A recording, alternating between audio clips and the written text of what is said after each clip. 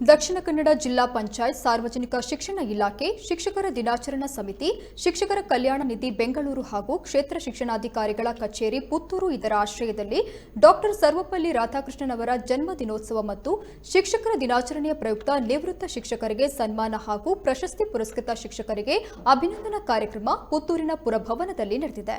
ಶಾಸಕ ಸಂಜೀವ ಮಠಂದೂರು ಅವರ ಅಧ್ಯಕ್ಷತೆಯಲ್ಲಿ ನಡೆದ ಈ ಕಾರ್ಯಕ್ರಮದಲ್ಲಿ ಹಲವು ಶಿಕ್ಷಕಿಯರಿಗೆ ಶಾಲು ಹೊದಿಸಿ ಸನ್ಮಾನವನ್ನ ಮಾಡಲಾಯಿತು.